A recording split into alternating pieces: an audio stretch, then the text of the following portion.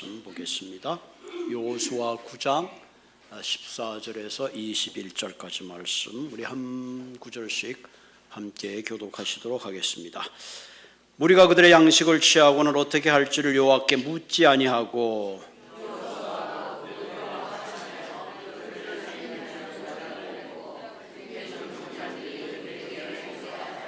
그들과 조약을 맺은 후 사울이 지나서야 그들이 이웃에서 자기들 중에 거주하는 자들이라 함을 들으니라.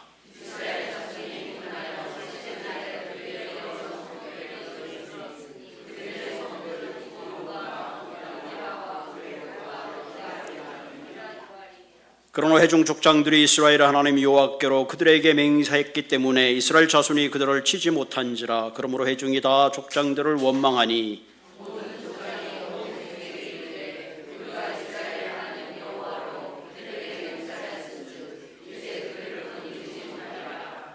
우리가 그들에게 맹세한 맹약으로 말미암아 진노가 우리에게 임할까 하노라. 이렇게 행하여 그들을 살리리라 하고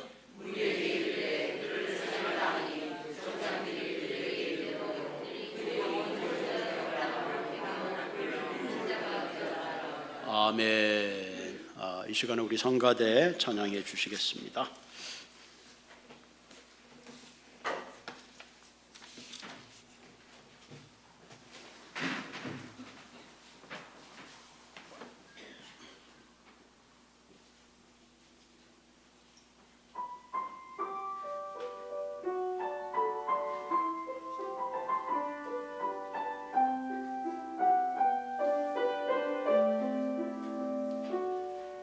그의 빛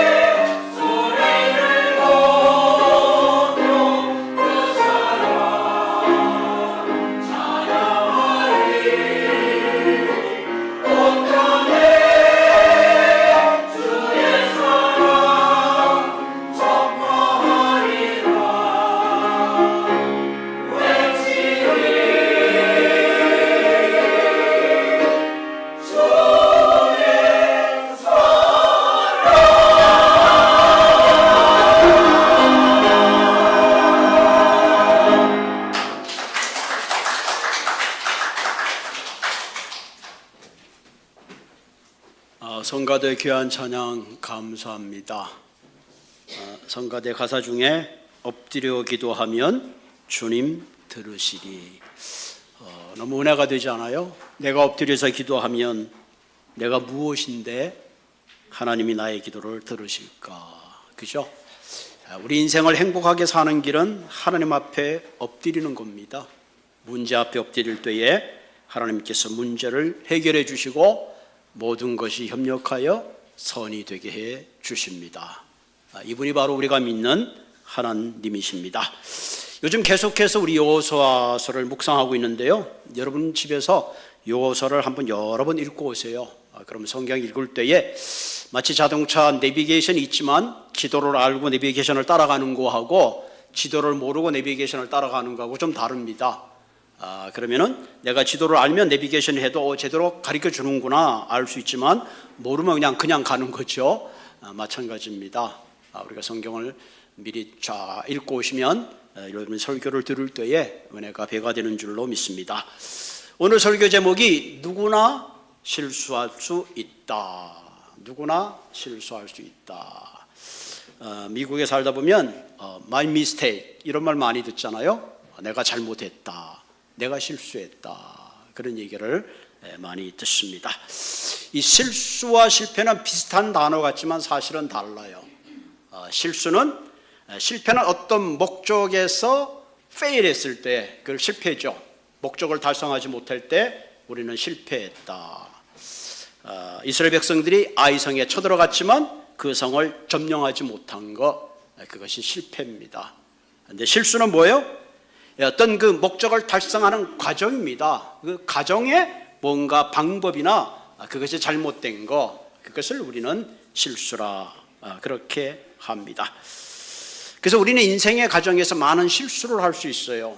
그러나 언제든지 우리는 내가 한 실수를 바로 잡으면 얼마든지 좋은 결과를 만들어낼 수가 있습니다. 여러분 올림픽 경기에 보면 다이빙을 하든가 혹은 그 짐내스틱 하는 그 보면 한 번에 끝나지 않아요. 한 서너 번 찬스를 줍니다. 그래서 그 중에 베스트 스코어, 에버리지 스코어를 가지고 메달을 정하죠. 마찬가지입니다. 선수가 한 번 하다가 엉덩방아를 쳤다고 포기해버리면 그거로 끝나요. 퍼스트 어템프에 엉덩방아를 쳤지만 두 번째, 세 번째 훨씬 더 잘할 수 있는, 실수를 많이 할 수 있는 기회가 얼마든지 있습니다. 여러분 특별히 옥스나드 계시는 분들은 이 주에 참 골프 천국이에요. 얼마나 좋은지 몰라요. 골프를 치는데 한 번 트리플 보기했다고 포기해버리면 트리플 보기했지만 다음에 파도 할 수 있고 버디도 할 수 있어요. 벙커에 들어갔다고 인상 쓸 게 아니라 벙커를 연습해가지고 더 좋은 결과를 만들어낼 수도 있죠. 얼마 전에 그 또 오프닝가 김주영이라는 선수가 처음에 시작할 때 보기를 시작해서 다들 야 이거 큰일 났다 그랬지만 3등인가요? 그렇게 해가지고 우승을 하지는 못했지만 탑 상위권에 21살짜리가 들어갔어요. 문제는 우리가 얼마든지 실수할 수 있어요. 근데 거기에 주저앉는 것이 가장 큰 문제죠. 얼마든지 우리의 인생은 실수를 많이 할 수 있습니다. 우리의 삶의 주인 되시는 주님은 언제든지 우리의 실수를 반복되지 않도록 우리에게 용기를 주시고 우리의 삶에 늘 인커리지해 주시는 그런 분입니다. 그래서 우리의 인생을 살면서 실수를 줄이는 방법 중에 하나가 나이 드신 분들의 경험을, 노하우를 잘 귀담아 듣는 거예요. 여러분 늙어가는 게 그렇고 싶은 건 아니에요. 인생에 많은 경험이 있기 때문에 내 실수를 통해서 다른 사람에게 많은 지혜를 줄 수가 있어요. 그렇잖아요? 밥을 한번 태우는 실수를 했으면 그 다음에는 내가 이거 태우지 않도록 그 경험을 통해서 멋진 밥을 만들어내듯이 우리 인생에 실수를 두려워하는 것이 아니라 사실은 실패를 두려워해야 돼요. 실수했을 때는 언제든지 우리가 그것을 만회할 수 있는 기회가 있습니다. 오늘 여호수아에 보면 1절에 보면 이 일 후에 1절에 1절은 안 나오죠. 1절 제가 여기 있구나. 제가 이 후에 요단 서쪽 산지와 평지와 레바논 앞에 대해 연안에 있는 헷 사람과 아모리 사람과 가나안 사람과 브리 사람과 히위 사람과 여부스 사람의 모든 왕들이 이 일을 듣고, 자 이스라엘 백성들이 여리고를 무너뜨리고 아이성을 점령한 소리를 듣고 가나안의 7 족속들이 연합을 했습니다. 2절에 뭐라고 나오냐면 모여서 열심히 여호수아와 이스라엘을 맞서 싸우려 하더라. 그러니까 이스라엘 백성들의 이런 가나안 정복의 소식을 듣고 이 사람들이 연합을 해서 야, 이제 더 이상 우리가 이스라엘 백성들에게 당하지 말자. 그리고 연합을 했습니다. 이 연합을 했는데 그 중에 기브온이라는 주민들이 연합을 하는 척하면서 이제 다른 꾀를 내게 되죠. 3절에 보면 기브온 주민들이 여호수아가 여리고성과 아이성에 행한 일을 듣고 꾀를 내어 사신의 모양을 꾸미되 헤어진 전대와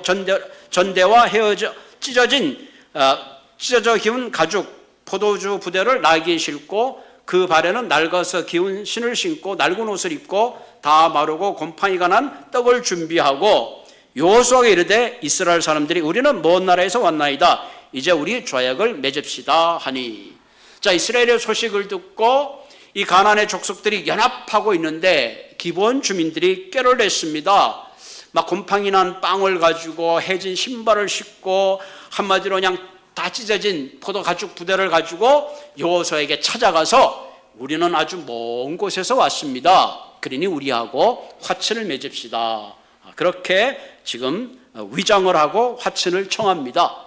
왜 이들이 위장을 하고 화친을 취했냐 하면은 성경의 신명기 7장에 보면 이스라엘 백성들은 가나안 어떤 족속과도 언약을 맺거나 혹은 혼인을 하거나 그들을 불쌍히 여기서는 안 된다 하는 하나님의 그런 언약이 있습니다.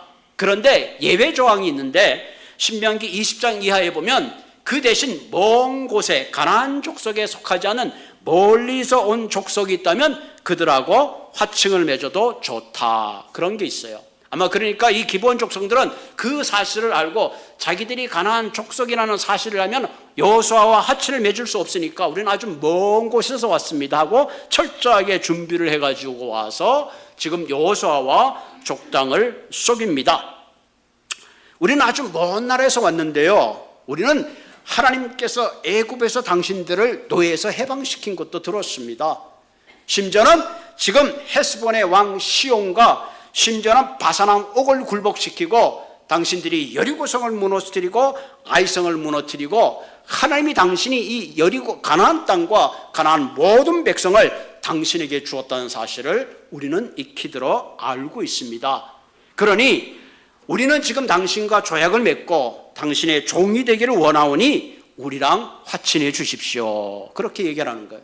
여러분 이렇게 나오면 화친을 해야 돼요? 안 해야 돼요? 예? 화친을 해야죠. 야, 이게 무슨 굴러온 떡이냐? 절호의 찬스죠. 이때까지 이스라엘 백성들은 갈 때마다 적들이 막아섰는데 이번에는 오히려 적들이 찾아와서 자신들이 스스로 종이 되겠다는 거예요. 그러니까 여호수아와 리더들이 가만히 생각하니까 이건 정말로 하나님이 주신 절호의 기회인 거예요. 진짜 전쟁에서 이기는 방법은 싸우지 않고 이기는 거거든요.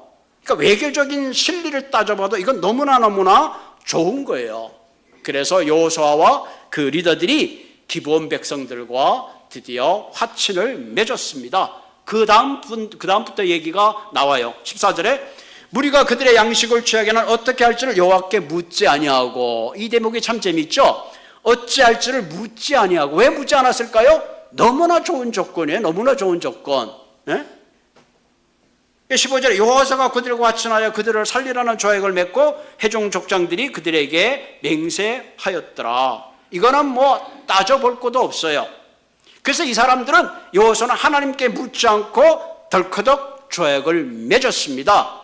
아까 제가 신명기에서 얘기했죠. 너희들은 가나안 족속하고 화친을 맺지 말라고 했음에도 불구하고 이들은 지금 그들이 가나안 족속인 줄 모르고 멀리서 온 족속인 줄 알고 덜커덕하고 화친을 맺고 말았습니다. 굉장히 큰 잘못을 하고 실수를 한 거죠. 그런데 나중에 자기들하고 화친을 맺은 여부수 족속이 알고 봤더니 불과 사흘길에 그들이 가까이 있다는 걸 보게 됩니다. 16절에 보면 그들과 조약을 맺은 후에 보니까 사흘이 지나서야 그들이 멀리서 온 족속들이 아니요 자기들 가까이 있는 그런 족속인 것들을 알게 된 거죠. 어떡합니까? 이미 엎드려진 물이요 이미 화치는 했습니다. 도저히 이제는 돌이킬 수가 없습니다. 그래서 백성들이 사익길을 가서 희위 족속이 가지고 있는 성을 점령하려고 그랬더니 여호수아 리더들이 안 된다. 그 사람들과 우리는 화친을 했기 때문에 우리는 그 성을 점령할 수 없다. 그랬더니 온 백성이 여호수아 족장을 지금 원망하는 거죠. 이들이 가장 큰 실수는 뭐였을까? 자신들의 생각이 유익했기 때문에 여호수아 족장들은 하나님 앞에 묻지 않는 결정적인, 묻지 않고 결정하는 그런 실수를 했습니다. 여러분, 우리 모두는 하나님의 자녀입니다. 그렇기 때문에 우리의 인생의 중요한 결정이나 중요한 사건 앞에서는 반드시 어떻게 해야 돼요? 하나님께 물어봐야 합니다. 그런데 대부분 우리는 어떻게 하죠? 묻기 전에 내가 다 결정해놓고 나중에는 하나님 잘 안 되면 이거 수습하시라고 내가 결정하고 다 해놓은 다음에 하나님 이거 수습해 주십시오. 이거 안 되면 큰일 납니다. 보통 이렇게 순서가 바뀔 때가 참 많이 있어요. 그래서 우리가 인생을 살면서 때로는 실수를 하고 잘못을 반복하는 이유가 거기에 있습니다. 우리는 항상 하나님께 먼저 물어봐야 합니다. 그럼 반드시 하나님이 좋은 결과를 얻게 해 주시는 거예요. 우리가 인생에 살 때 아무리 내가 계산해도 이익이 되고 유익이 되고 참 기가 막힌 딜이라 할지라도 우리는 그것을 결정하기 전에 반드시 하나님께 물어봐야 한다는 사실입니다. 만일 여호수아가 하나님 저들이 먼 족속인데 우리가 저들과 한번 조약을 맺어도 될까요? 라고 한번 하나님께 물어봤더라면 아마 결과는 달라졌을 겁니다. 그런데 그들은 묻지 않은 거죠. 오늘 저와 여러분들이 우리의 인생을 살면서 어려움이 있고 결정한 중요한 선택에 하나님께 묻는 방법 중에 하나가 기도입니다. 그래서 우리가 크리스찬들은 늘 기도의 자리에 무릎 꿇어야 돼요. 하나님께 무릎 꿇을 때에 하나님께서 우리의 선택과 우리의 모든 결정에 간섭해 주시고 지혜를 주시는 거예요. 그래서 우리가 기도하는 습관이 대단히 중요합니다. 내가 하나님께 묻지 않으면 어떻게 돼요? 결국은 내 뜻과 내 생각대로 결정하고 행할 수밖에 없어요. 그러다 보면 때로 사기도 당하기도 하고 때로는 잘못된 선택을 할 때가 참 많이 있습니다. 그렇기 때문에 우리는 매 순간 우리의 인생에 하나님 앞에 묻는 그런 귀한 삶이 되기를 주님의 이름으로 부탁을 드립니다. 오늘 보면 이렇게 비록 여호수아가 하나님께 묻지 않고 여보스살과 화친을 맺었지만 나중에 여호수아는 자신의 잘못을 인정하고 그것을 하나님께 맡겨드림으로 하나님께서 모든 것이 협력하여 아름다운 선이 되게 하는 그런 결과를 가지고 왔습니다. 자, 그럼 이처럼 우리가 실수할 때에 여호수아 오늘 본문에처럼 마지막 최종 하나님께 그것을 맡겨드림으로 아름다운 열매를 맺기 위해서는 그럼 어떻게 하는 것이 좋겠는가? 오늘 본문을 통해서 한 세 가지를 생각해 보려고 합니다. 첫 번째는 실수보다 더 중요한 것이 있다는 사실을 알고 그것을 지켜내야 합니다. 분명히 지금 여호수아와 족장들은 여부스 백성과 화친한 건 큰 실수입니다. 왜냐하면 백성들이 지금 그 부에롯과 게르리므색 성에 도착했습니다. 이때 백성들은 분명히 그 성을 쟁취하고 싶었어요. 그런데 여호수아와 그 리더들은 그 성에 있는 사람들을 절대로 다치지 않도록 부탁하고 결코 그렇게 해서는 안 된다라고 말씀하고 있습니다. 본문 19절에 보면 모든 족장이 온 회중에게 이르되 우리가 이스라엘 하나님 여호와로 그들에게 맹세하였은즉 이제 그들을 건드리지 못하리라.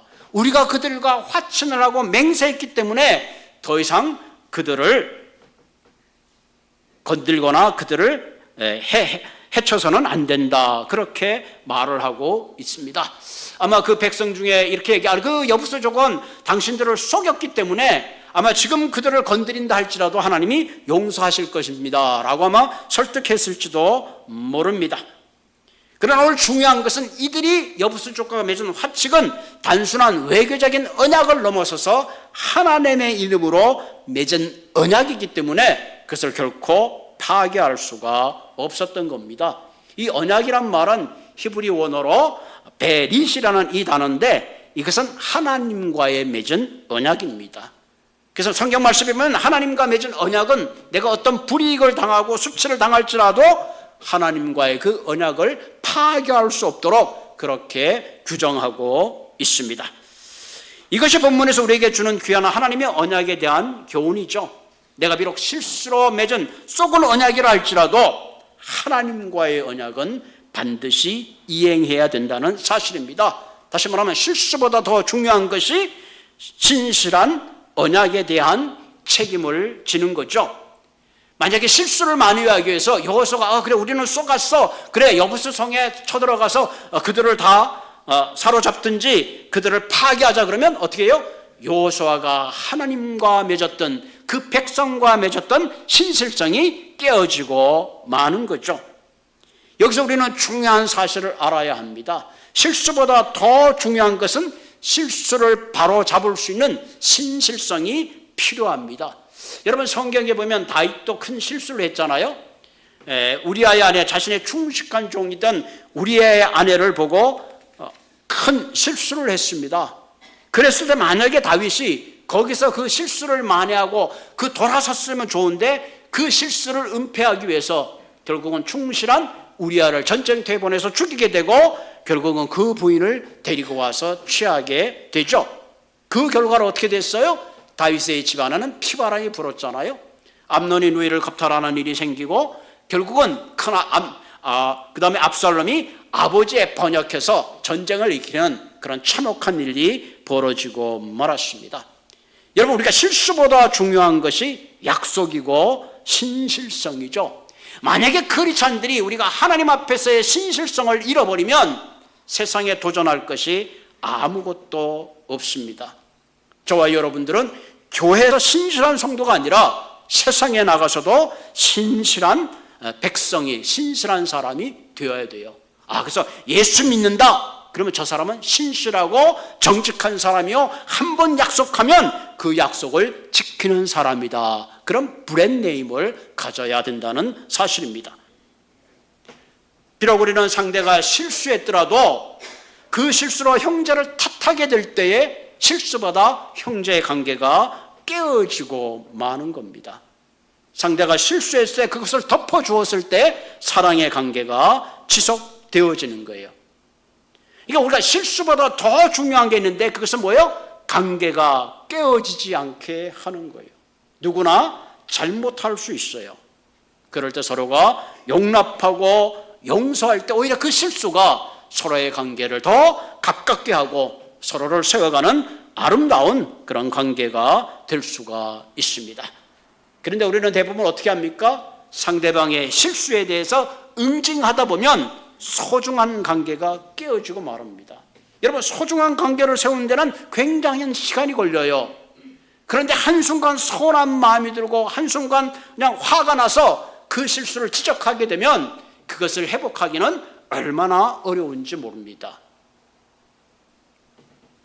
여러분 제가 골프 얘기해서 그런 것 같은데 골프 치다가 보면 상대방이 파를 할 수도 있고 보기를 할 수도 있는데 잠깐 잘못해가지고 파를 보기로 얘기할 수도 있고 잘못 얘기할 수도 있어요. 그런데 그거 갖고 막 지적을 하고 당신이 정직하니 안 정직하니 막 그러고 나면 그동안 밥도 같이 먹고 신앙생활도 같이 하고 막 좋았는데 그 순간부터 깨어지는 거야. 자기 거나 열심히 치지 남의 것도 그렇게 생각해가지고 관계가 깨어지는 게 더 나쁜 거예요, 여러분. 우리가 잘 아는 그 밥풀썩 기도하자는 빌 하이빌 목사님, 참 좋은 목사님인데 나중에 좀 그런 스캔들 때문에 저희들에게 좀 그런 가슴 아픈 이야기도 있습니다만은 그분이 시카고 그 빌 하이빌 목사님이 큰 교회를 잘 했습니다. 교회를 세우기 전에 그 벨링턴 지역에 교회 건축하는 게 있어서 그 구입 문제로 허가 받는 문제로 그 교회 장로님이 불철주야 쫓아다니면서 허가 받는 게 얼마나 어려운지 우리도 조그만 거 짓느라고 참 어려웠는데 얼마나 그 큰 건물을 짓느라고 얼마나 힘들었겠어요. 천신만고큰에 간신히 이제 설득을 해가지고 건축 허가를 받았다고 합니다. 그래서 장로님 목사님 보고 목사님 이것이 공식화되기 전에 절대로 말을 하시면 안 됩니다. 그렇게 부탁을 했는데 목사님이 기자들하고 얘기하는 거 너무 기분이 좋아가지고 건축 허가를 받았다고 그렇게 얘기해버리고 말았어요. 그러고 났더니 그냥 기사가 그냥 나가지고 여기에 이제 뭐 그러면 교회가 생기게 되면 뭐 교충체증이 있고 막 들고 일어난 거야. 아, 이게 목사님이 생각하니까 난감하잖아요. 그 장로님께 전화해서 장로님, 그만 내가 그냥 실수로 그냥 어떻게 그냥 교회 건축 허가를 그냥 비밀을 얘기하고 말았네요. 그랬더니 그 장로님이 아유 목사님 뭐 엎질러진 물인데 어떡합니까? 목사님 뭐 젊었을 때 실수도 할 수 있죠. 그러나 목사님 우리가 목사님을 잃어버리면 교회를 잃어버립니다. 그렇게 위로를 해줬대요. 그래서 그 빌 하이번 목사님이 큰 힘을 얻고 아주 아름다운 목회를 했다는 그런 이야기가 나와 있습니다. 여러분 우리가 인생을 살면서 실수를 하지만 정말로 중요한 게 뭔가?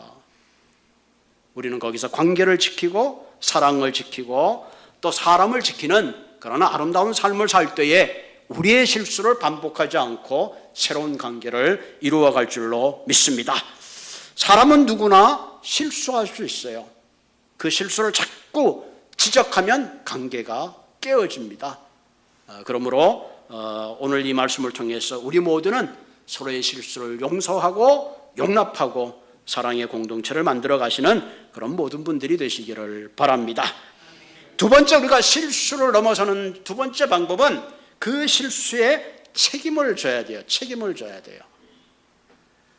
실수는 누구나 할 수 있는데 문제는 책임지지 않으니까 문제가 생기는 거죠. 자, 이스라엘 회중은 기브온 사람들을 치기를 원했는데 여호수아와 족장들은 치면 안 된다. 첫째는 하나님의 언약이고 두 번째는 그들과 맺은 언약에 대한 그들의 책임에 대한 책임감 때문에 그렇습니다. 그래서 20절에 보면 우리가 그들에게 맹세한 맹약으로 말미암아 진도가 우리에게 임할까 하노라. 이렇게 행하여 그들을 살리려 하고 그들은 그들에게 맺었던 화친에 대한 책임을 전적으로 지는 거죠. 우리가 실수했을 때 그 실수에 대한 책임을 질 때에 오히려 리더십이 더 든든히 서가는 겁니다.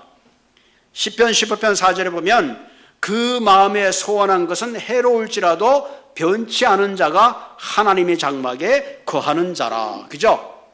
내가 실수했지만 내게 손해가 되고 내게 부당한 것이 돌아올지라도 거기에 대한 책임을 지는 사람이 하나님의 장막에 거한다 그랬습니다.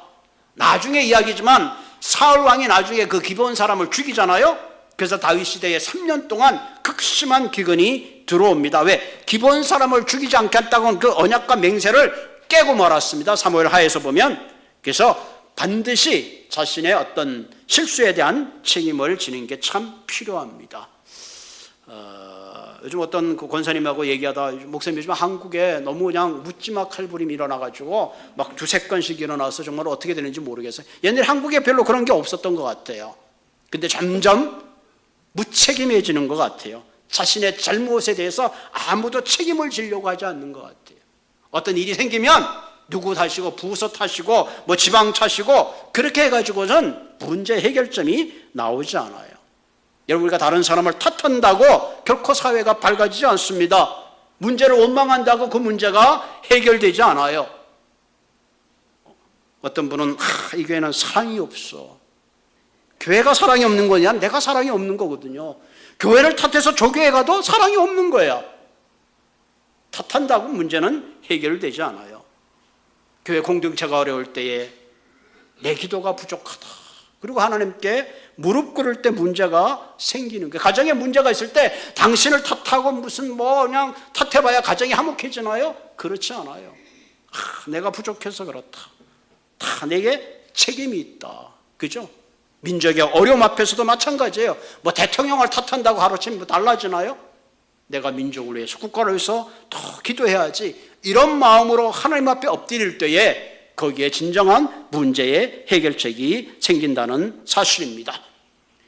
우리가 실수를 반복하는 이유 중에 하나는 책임지지 않기 때문에 자꾸 실수하는 거예요. 그래서 똑똑한 사람은 자기 실수에 책임을 지니까 두 번 다시 그런 실수를 반복하지 않게 되는 겁니다. 그러므로 우리는 내가 잘못한 일에 대해서 책임질 때에 우리는 그 실수를 넘어서서 반드시 하나님이 원하는 아름다운 삶의 길을 걸어갈 수 있습니다. 누구나 실수합니다. 그러나 실수보다 더 중요한 것을 지키시고 더 나아가서 내가 한 잘못에 대해서 책임질 수 있는 그런 분들이 되시기를 바랍니다. 세 번째는 이 실수가 은혜의 기회가 되게 해야 됩니다. 이게 대단히 중요합니다. 오늘 본문에서 가장 중요한 메시지를 우리에게 주고 있습니다. 자, 여호수아가 보여줬던 가장 위대한 자세가 여기 있는데요. 여호수아는 기브온 백성들이 자신을 속였습니다. 속였어. 야, 너희들이 왜 나를 속였느냐? 그렇게 물어봤더니 그 사람들이 하는 얘기가, 우리가 하나님께서 애굽에서부터 당신들을 구하고 지금 이 가나안 땅을 다 당신에게 준다는 그 소식을 듣고 우리마저 죽을 줄 알고 당신에게 이렇게 거짓으로 속였습니다 하고 그 속인 내용을 사실은 여호수아에게 이야기하고 있습니다. 제가 이 얘기한 건 지금 꾸며낸 얘기고 성경에 다 있는 얘기예요. 그 얘기를 가만히 듣고 여호수아는 그들에게 이렇게 말하죠. 21절에 보면 무리들에게 이르되 그들을 살리라 하니 족장지대 그들에게 이른 대로 그들의 온 회중하여 나무를 패며 물 깃는 자라, 그들의 그 백성으로 받고 어떻게 하냐면은 나무를 패고 물 깃는 자로 그 일을 줬습니다. 근데 아주 중요한 것은 나무를 패고 물 깃는 자들은 옛날에 보면 우리 시골에 있을 때 뭐 머슴이나 종이나 이런 사람이 했잖아요. 그런데 신기하게도 27절에 보면 그날의 여호수아가 그들에게 여호와께서 택하신 곳에서 회중을 위하여 여호와의 제단을 위하여 나무를 패며 물 깃는 자들로 삼았더라. 그들이 오늘날까지 있었더라. 이방이었던 그들이 오늘 레위 자손들이 할 수 있는 제단에서 나무를 패고 물 깃는 그 거룩한 일을 할 수 있도록 그들에게 그 은혜를 베풀어 줬다 하는 그런 이야기죠. 상당히 대단한 거죠. 어떻게 가만히 생각해보면 도저히 있을 수 없는 그런 일이십니다. 그 가나안 족속으로 기브온 족속은 마땅히 죽어야 마땅함에도 불구하고 오히려 은혜를 받고 지금 여호와의 제단에 물을 깃고 제단에 불살라 드리는 그 거룩한 일을 할 수 있는 큰 은혜를 얻게 된 거죠. 여러분 나중에 에스라에 보면 고레스 칙령에 의해서 한 5만 명 정도가 예루살렘에 돌아와서 예루살렘을 건축할 때에 이 기브온 족속들이 함께 와가지고 그 이방인이지만 예루살렘을 건축하는 일에 아주 충성을 다하는 그런 모습을 나중에 우리가 보게 됩니다. 여러분 이 사실이 우리가 중요한 것은 저와 여러분들도 이방인이었어요. 사실은 죄 가운데 진멸할 수밖에 없고 진노의 자식입니다. 근데 하나님은 어떻게 하셨죠? 예수 그리스도를 통하여 우리를 하나님의 자녀 삼아 주시고 저와 여러분들을 하나님의 제사장이 되도록 큰 은혜를 베풀어 주신 거예요. 그래서 저와 여러분들이 여기 앉아 있잖아요. 그러면서 하나님의 큰 은혜를 받았기 때문에 우리는 어떻게 살아야 되나요?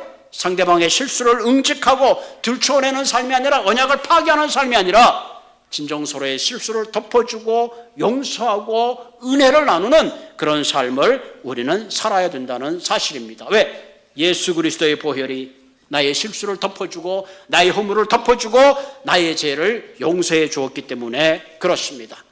그렇게 오늘 말씀을 통해서 다시 한번 우리가 생각해 보는 것은 실수보다 더 중요한 것들을 잃어버리지 않도록 해야 됩니다. 신실성을 잃어버리지 않게 하고 관계의 사랑의 관계성을 깨어지지 않도록 해야 되고 사람을 세워가야 합니다. 때때로 내가 실수했을 때에 그것을 변명하거나 다른 사람을 탓하는 것이 아니라 내가 그것을 책임지고 거기에 대해서 기꺼이 무엇인가를 책임지는 그런 삶이 되어야 합니다. 그리고 맨 마지막으로 하나님께서는 때로 우리의 실수를 통해서 나에게 선한 은혜를 베푸셨듯이 우리의 삶도 누군가에게 선한을 베풀고 은혜를 베푸시는 그런 아름다운 삶이 되기를 주님의 이름으로 부탁을 드립니다. 같이 기도하겠습니다. 참 좋으신 하나님, 때로는 나의 실수를 더 이상 돌이킬 수 없다고 포기할 때도 있지만 하나님 오늘 이 말씀을 통해서 다시 한번 우리 일어나게 하시고 주님이 우리를 도와주시고 주님의 음성을 듣고 이제 우리의 실수마저도 아름다운 삶으로 이끌어 가시는